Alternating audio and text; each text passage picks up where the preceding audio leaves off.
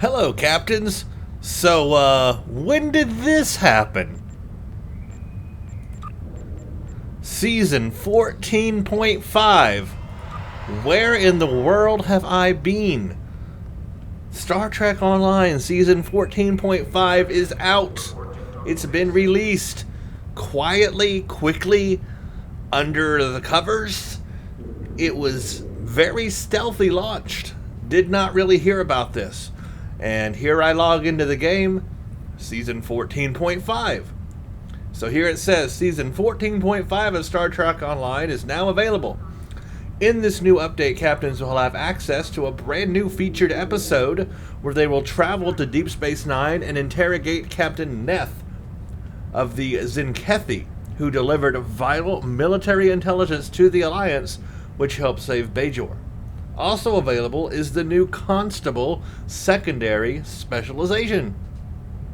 And that's it. And so literally that's what we get now is the Renegade's Regret, which is a brand new featured episode that we can play. And we get this new Constable Secondary Specialization, which I had read about before, and I had in a one of those game videos I made. So I had heard about that coming. Now I thought that the Constable Secondary Specialization was going to be part of the summer expansion, Victory is Life. That, of course, is a separate expansion. It's coming this summer called Victory is Life. We've heard about that. I thought they were going to wrap up the Constable Secondary Specialization as part of that. And then they were going to have featured episodes or missions as a part of that expansion. I didn't know they were going to go ahead and release this mid-interim half of a season, 14.5 right now. And can you really call it a season 14.5? We've got two things that are new, and one is a featured episode. Now, I don't particularly consider featured episodes as part of a season update. I wouldn't consider that a season update.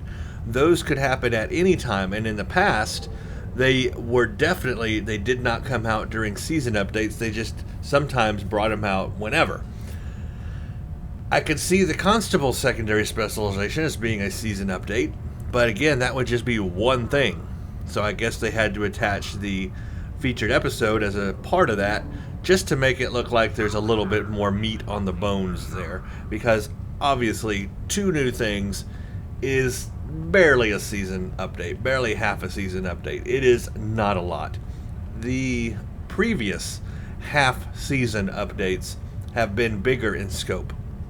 And of course, the main season updates, the whole numbers, not the half numbers, are a lot bigger in scope. And it seems that it's kind of gone downhill in terms of less and less content per season update and per half season update. As we see here, 2 items that are brand new for a half season update is the least amount of content we've ever seen for a half season update. The least amount.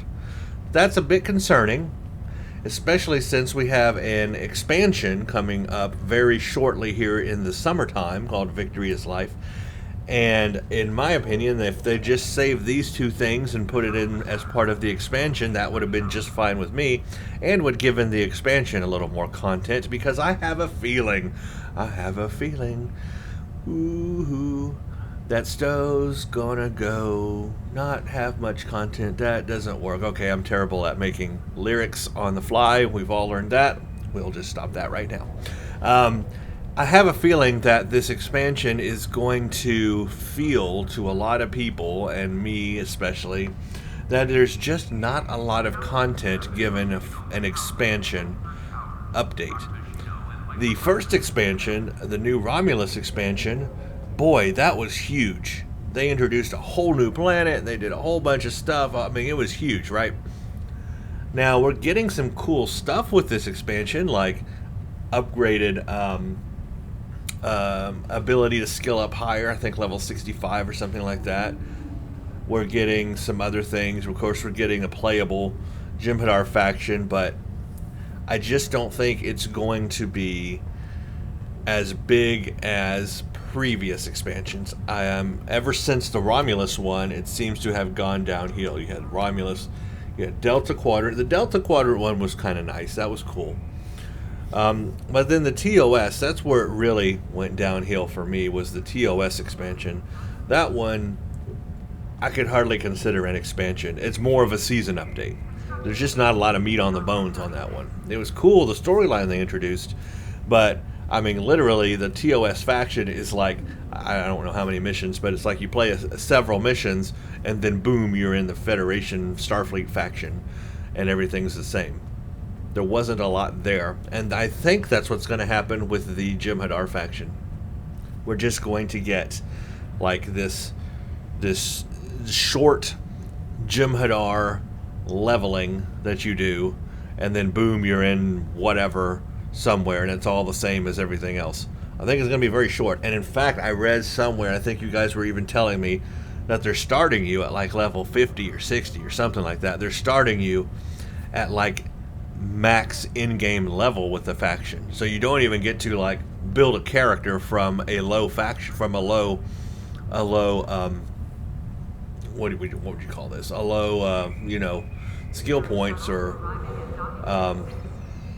a low number here. You actually start at like 50 or 60 or something like that, which I don't even know how that would work. And can you even consider that a faction when you're already starting at like max game level, and you don't really build up a character, and you don't really play missions and build up skill points and level a character level? That's the word I couldn't come up with. When you can't level a character and you're already at max game, can you even consider that a faction? I see all kinds of problems with that, and boy, I can tell you, I have a very strong opinion about that. But I'll probably talk more about that when that faction is released, because I don't have all the info on that right now. Of course, we don't know how it's going to work out just yet. But when that comes, I will give you my strong opinions on that. But as for this little season 14.5, it just seems like they could have saved these two things right here for the expansion, because I think that's going to need more content, and this would have given it at least two more things. But they went ahead and did it, and it's very tiny, it's very small. Like I said, I didn't even notice that this update came out, and I logged into the game and like, oh, okay. So I had to go to the web page and read about it. So let's look first at the new specialization that we have available to us. Go to specializations. You will now see this constable specialization, and it's only 2 tiers, so it's not even as big as previous or other specializations. For example, intelligence officer is like 4 tiers, so it's half of one. It's like even pilot's 4 tiers. Let's look at all of them.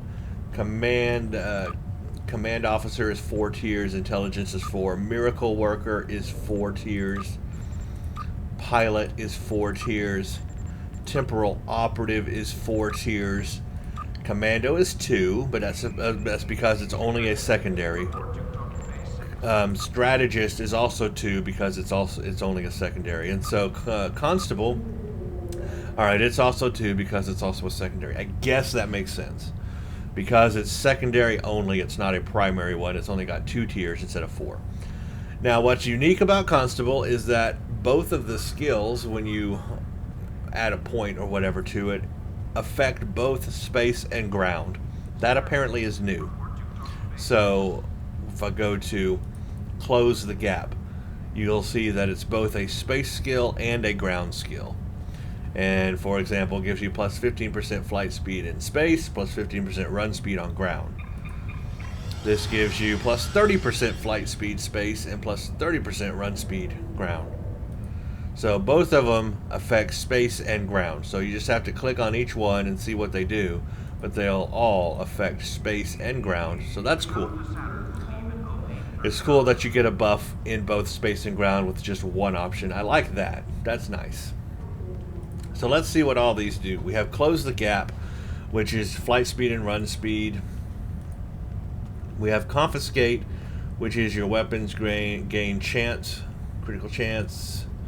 We gain a stealth here to the antagonist. Eye on the prize decreases the stealth rating of your antagonist.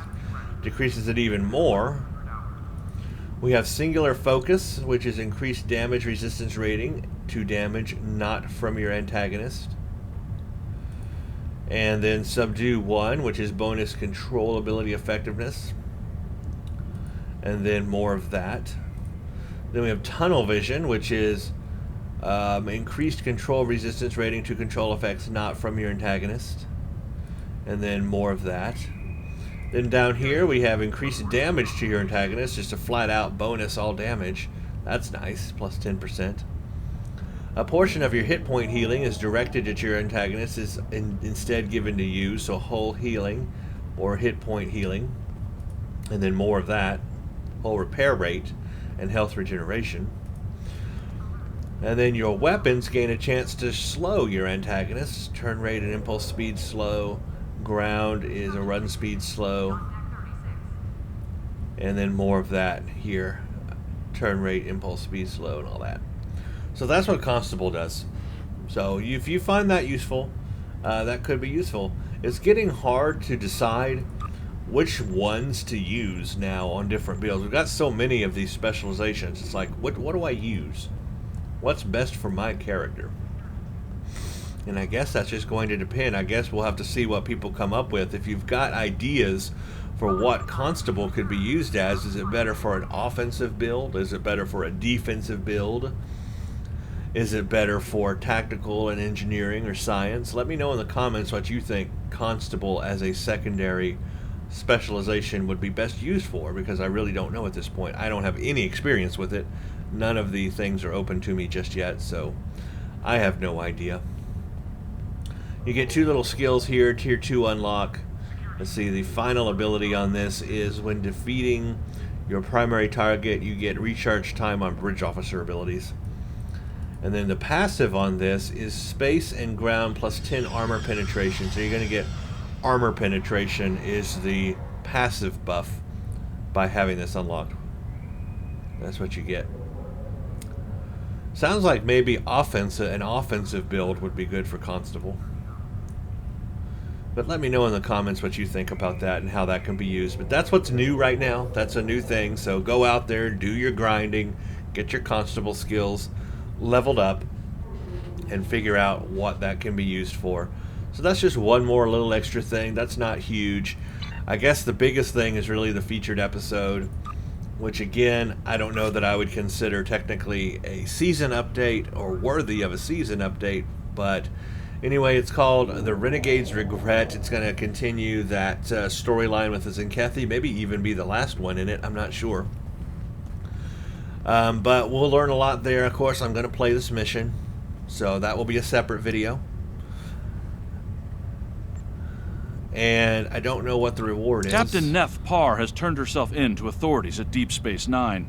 She's the Zenkethi officer who delivered vital... I don't want to be spoiled just yet, so we will look at the rewards in the video where I actually play this mission. We'll look at the rewards. So that would be the thing to do right now, is to log in and play the featured episode, and I'm guessing each week we'll get a new reward available for it, probably part of a set or something like that. And then, of course, work on the Constable thing, and that's about it. Oh, also, there is a little special going on right now. They do this every year during First Contact Day now, but they've got the First Contact Day event going on from April 5th to April 12th. It's very short. You go to Montana, you build the rocket, and when you do that, you get, I've already done it once. I will make another video on it, but I did do it once. You get this little memorial hologram, and if you go to Reputation and Events and Zephram Cochrane here, you add 4 of them, so you don't need a lot.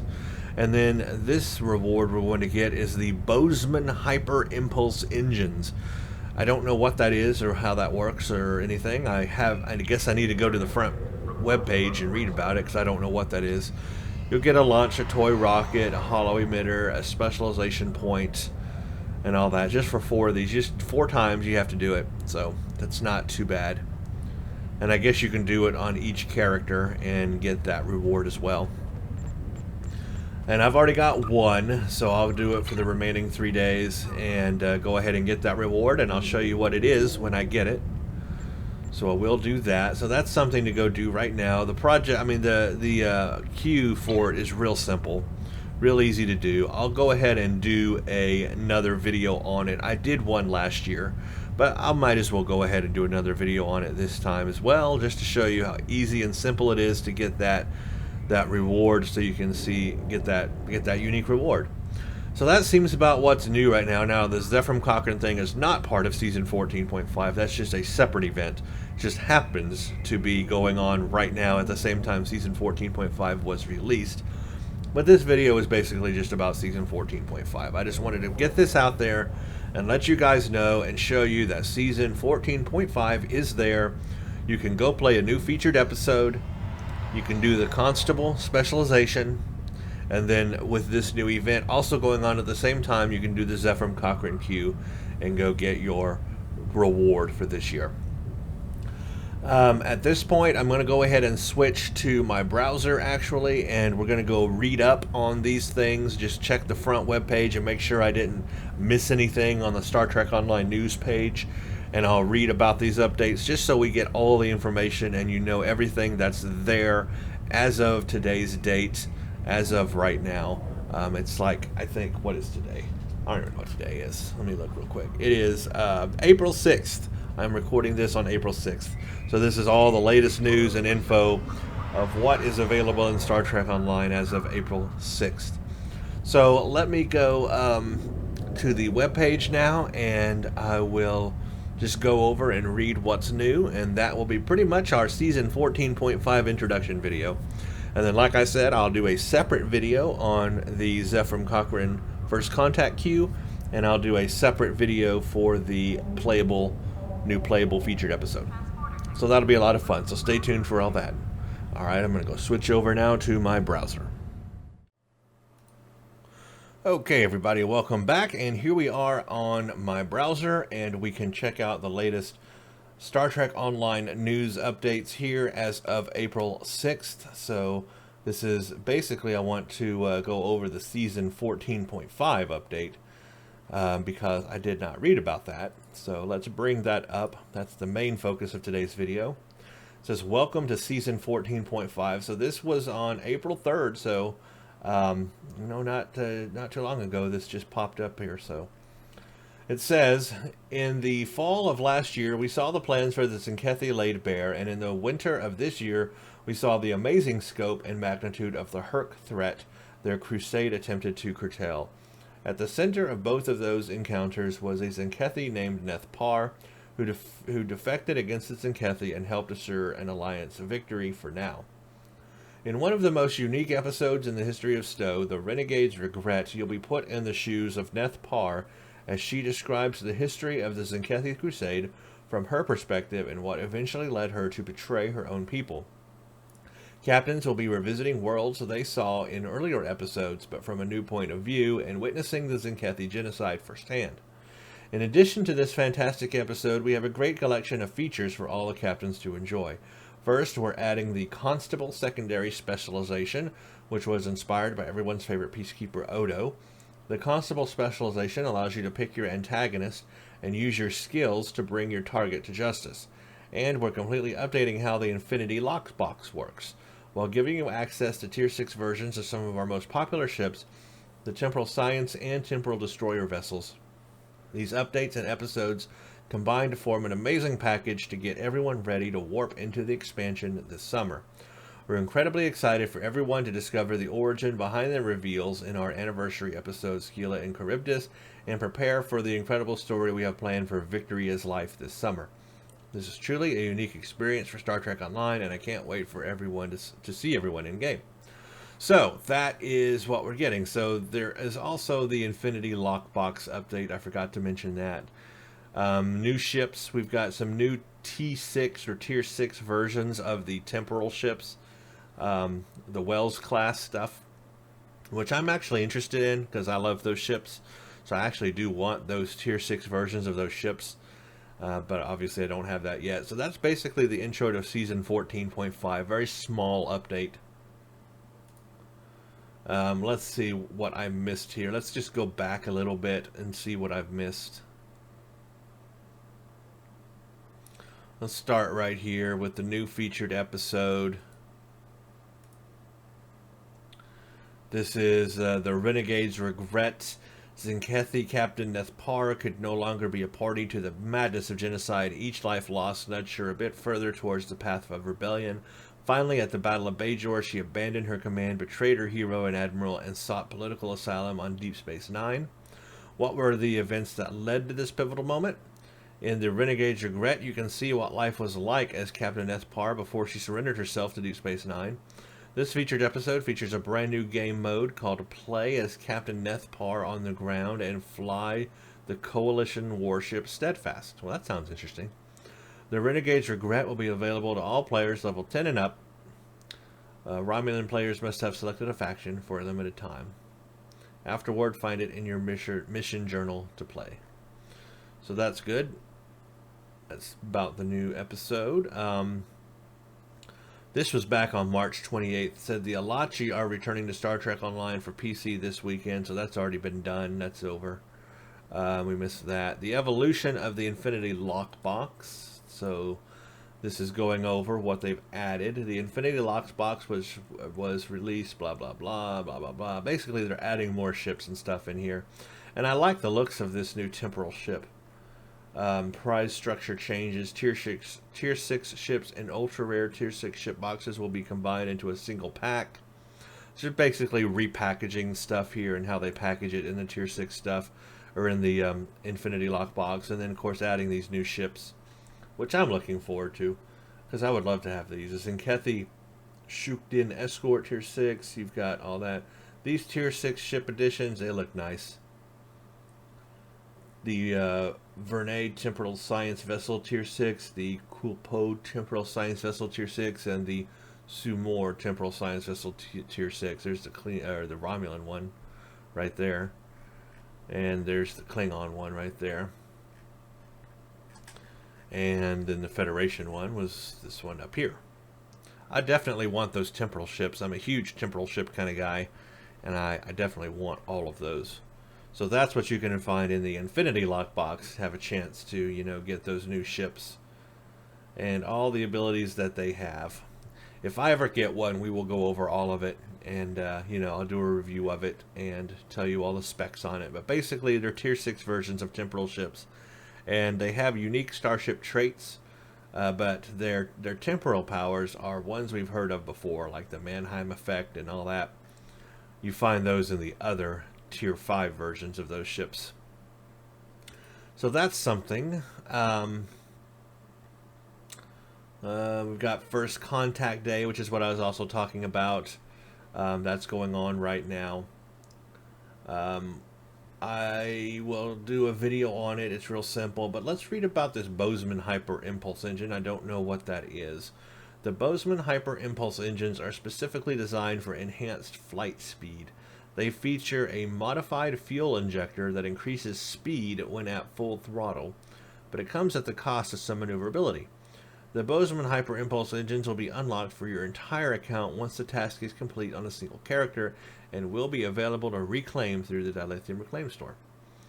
Okay, well that doesn't really tell me a whole lot. I guess they're just impulse engines that can move really fast, but at the cost of maneuverability. So no real specs there. I guess we'll have to get it and see for ourselves. But that's the reward for First Contact Day. Interesting that it's just one impulse engine. I guess it's not part of a set. Well, there you go. That's the reward anyway. So I will definitely get it, and we will take a look at it once I get it. And what else do we have going on? We did that. We did that. A lot of patches. A lot of patch notes lately. Aaron Eisberg joins the cast. So, Nog, as revealed on our 10-4 weekly community stream last night, Star Trek Online is incredibly happy to announce our next Star Trek actor to join Victory is Life, Aaron Eisenberg. Aaron is returning to the role of Nog, the first Ferengi to join Starfleet, and the captain of the USS Chimera.